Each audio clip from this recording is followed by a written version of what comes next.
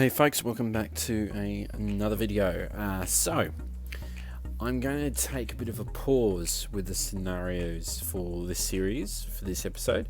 And the reason being, in the last episode, I started to try and talk about buffs and debuffs. And I really didn't give it much justice.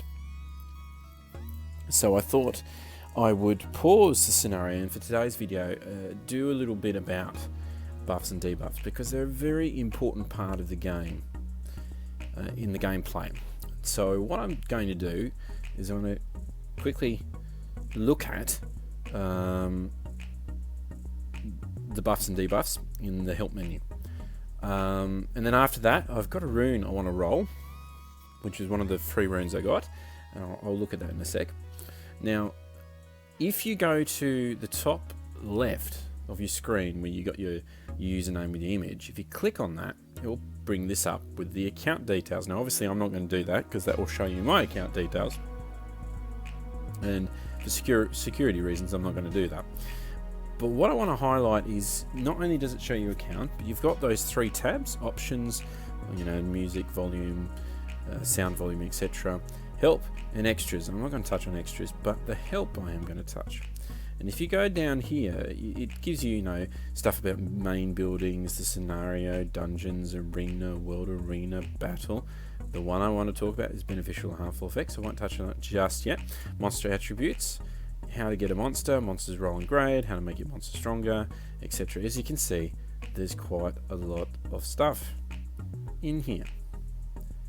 Goes on and on and on. So the important thing to note is that if you ever do have a question and you can't find the answer on the lovely world of the internet, you can always come here. Now, so beneficial effects, you can apply up to 10 beneficial / harmful effects. Now, just to make that very clear, it's 10 beneficial and 10 debuffs. It's not 10 beneficial / harmful effects. So you could effectively put 10 beneficial. I don't know how on earth you could do that, because that'd be pretty bonkers, but 10 harmful effects can easily be achieved. But just having 10, so let's say you got 10 harmful effects on something, doesn't prevent it from getting a beneficial effect on a single target. Same effect can't be accumulated, and the one applied last will replace the existing effect. Now that's a key sentence, because a lot of people got confused over shields. So if you have a shield from a level 40 monster and then a shield from a level 2,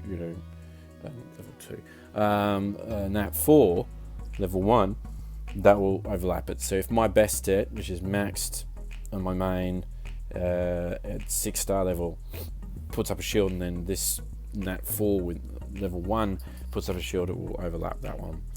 Continuous damage, bombs, and recovery effects are the exceptions and can be accumulated. So you'll see often dealing with certain monsters, especially in TOA, dots, as many dots as you can put on a monster. In fact, there's a screenshot I've got somewhere, I can't remember if I've still got it. It's probably on my iPad, of me just putting bombs on a whole bunch of TOA. I think I've got like 6 bombs on each unit. So anyway, so they accumulate. So let's talk about the debuffs, and let's talk about the buffs. So harmful effects, debuffs. Stun. So stunning a target means it will miss its next turn, essentially. The important thing to note is that every debuff or buff, if you see it, will have a number on the bottom right, I think it is, and that number dictates the number of turns. So you can effectively stun an enemy for more than one turn. It's very possible. Sorry, I'm yawning for some strange reason. So stunning, the target will miss its turn. Freeze is pretty much the same as a stun, except instead of looking like they're dizzy, they'll be frozen in the one position. As you can see, the target will be frozen and won't be able to attack. It's the same deal. There are certain abilities out there which will work only if it's frozen, and vice versa. So there is a little bit of difference, but there's not much. Death Break. This is one of the most, probably most used debuff. Decreased def, the target's defense will be decreased by 70%. That's quite significant because it makes monsters that are really tanky all of a sudden squishable. Decrease attack, so target's attack power will be decreased by 50%. Continuous damage, one of the often referred to as dots. The reason dots is damage over time. The HP will damage by 5% of the max HP whenever the target's turn returns. So if I got 3 of those skulls on the one target, when their turn starts, at the beginning of the turn will lose 15% of their life. So that's pretty decent against bosses. So often in the early game you use dots a lot more to deal with bosses like giants, bosses like halls, the halls, the various elemental halls. Later on you'll work out other ways. So like for example my light dungeon team on my main is purely about ignoring defense, and the light dungeon boss has high defense. So I think my dark magical archer can one-shot the boss with an attack buff. So, decrease attack speed. So the target's attack speed will be decreased by 30%. So it makes them slower. It means their attack gauge, the blue bar underneath the HP, slowly regenerates. Sleep. The target will be put to sleep and won't be able to attack. So again, similar to stun and freeze. However, the sleeping target wakes up when attacked, unless you're a succubus, or afflicted with damage. Increased chance of missing. So this is about, deflecting critical hits, I guess. The chances of landing a glancing hit will be increased by 50%. And then in brackets, glancing hits will decrease the damage by 30%, and if the attacker has an attribute disadvantage, damage will be decreased additional 16% on top of the 30%. Unrecoverable, the target's HP can't be recovered. Obviously useful against things that heal, so like the Hall of Wind. Bombs explodes after a fixed amount of turns to inflict damage and stuns the target for 1 turn. And this is the crucial element. It ignores defense. So if you can get enough attack stats on the bomb unit, you're looking at pretty decent damage. Provoke, the target is forced to attack the monster that provoked it. So I guess the key element to provoke, the monster has to use its primary skill. This can be often used against bosses in TOA to force the boss to not use other skills. So for example, I used to use that as a tactic to get past Sierra's stage, because if she gets a bomb on, you're pretty much screwed. But if I can provoke Sierra, she'll use her primary skill, no bomb, and I'm still laughing. Beneficial effects blocked, or beneficial effects. Very useful against Theomars. So if you come across a Theomars and you can get a beneficial block on him and then kill him, his Endure won't work. So it just prevents the buffs. Silence, so skills with cooldowns will be locked, so they'll act as if they're on cooldown. Brand, the target will receive 25% increased damage. So where that is most useful is probably things like ignore damage dealers. So let's go back to my magical Dark Archer. She's already lethal because she's skipping defense. But sometimes you want to be able to get even more damage on those bigger bosses, so give it a brand. It's an additional 25%. Every little bit counts. Oblivion, passive skills will be locked. So passive skills, I'm just trying to think anything in this video which has a passive? No. So none of the monsters in this series have I used as a passive. But passives are skills that continually work. And a lot of monsters have them. A lot of Nat 5s utilize passives. Unicorns all have an inbuilt passive. Passives can be quite irritating. I'm trying to think of a classic passive that annoys a lot of players, other than Theomars.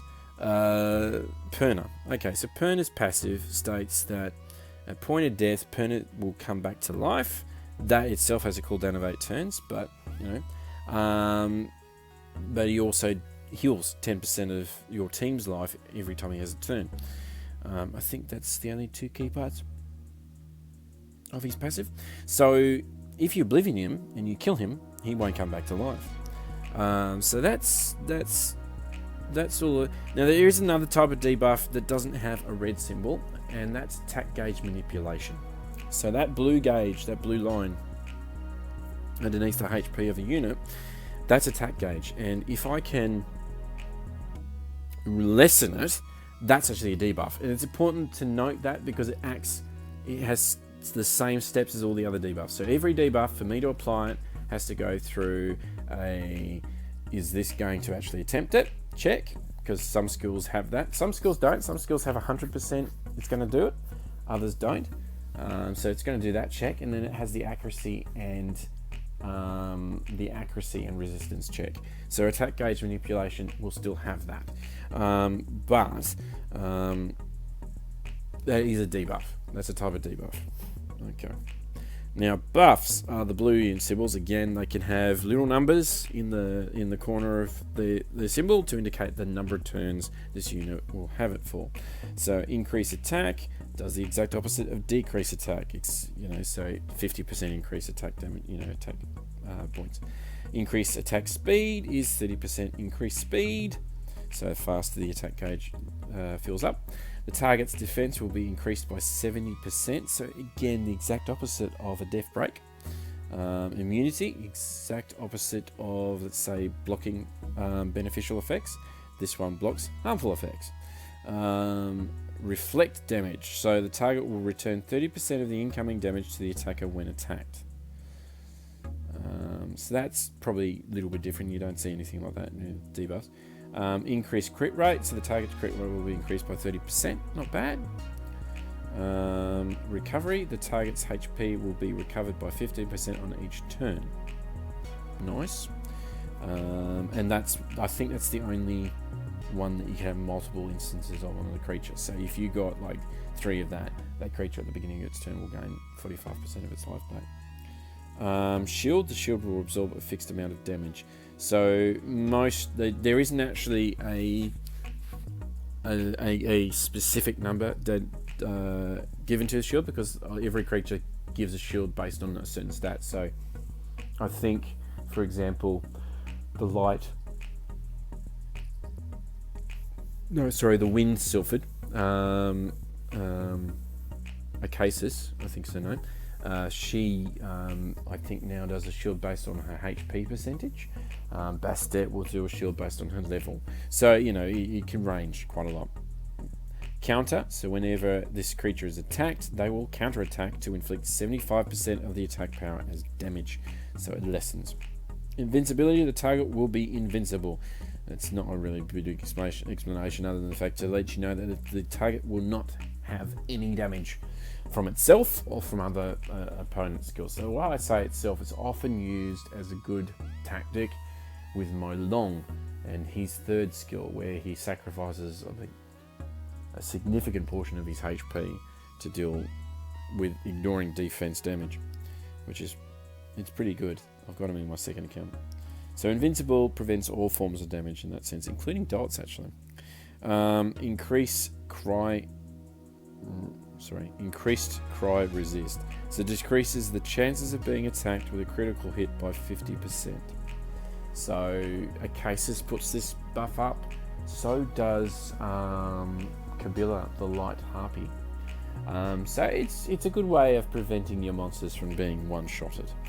Not a guarantee, but all pretty good.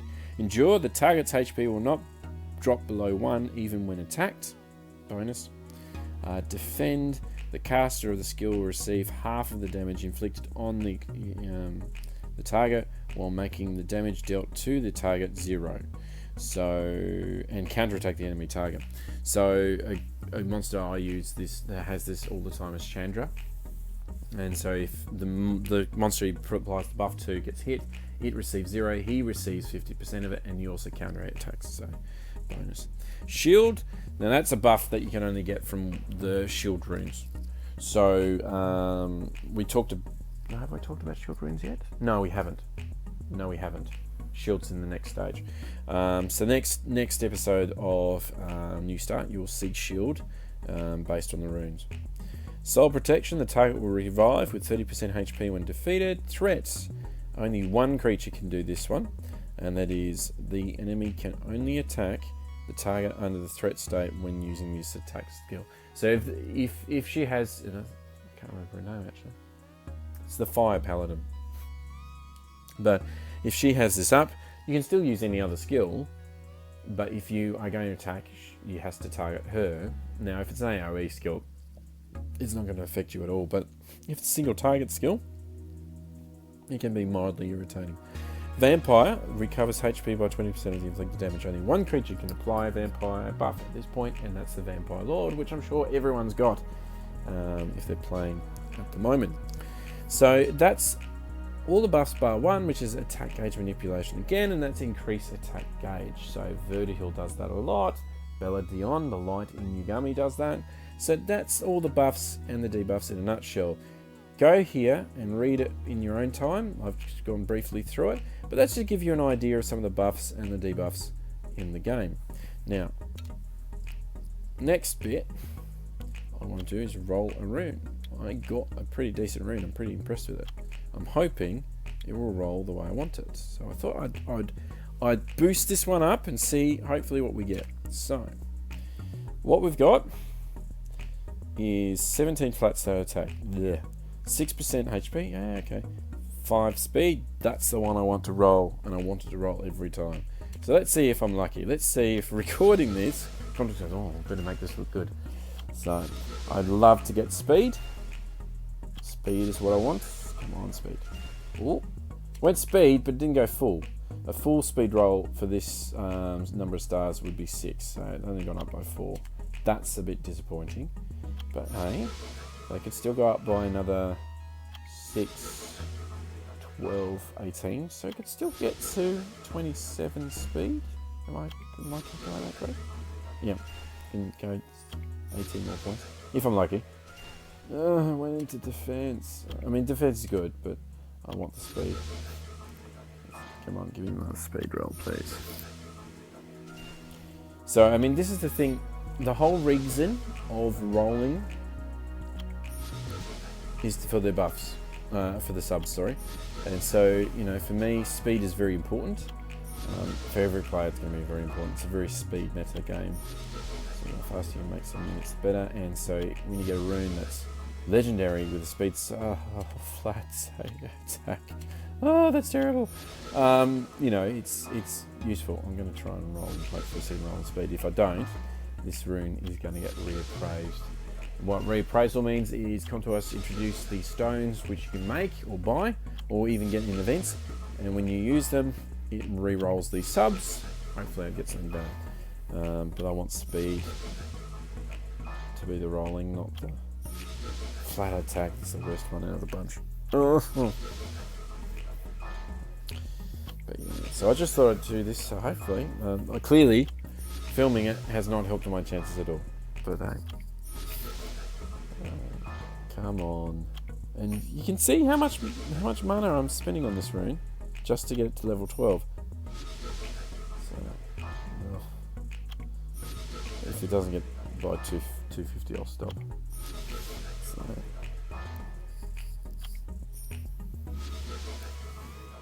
but I hope this was a good explanation, a brief explanation of buffs and debuffs. I hope it's given a little bit more clarity for you so that when you see it in the game, you'll understand what it is, what you're seeing, and, you know, get an idea of what they're about. So knowing that a death break will apply 70% decrease in the death stat for either the enemy that you've applied it to or to yourself. There we go, and it rolled into flat attack again. Really? Oh, that's so sad. Yeah, that's going to get reappraised. That's really disappointing because I was really excited about that rune when I got it a few days ago. I was like, oh! And the end result tells me it wasn't that exciting. What's this? Okay. Alright, folks. Well, that will be it for this episode. Thank you for tuning in. Yeah, Karo signing off.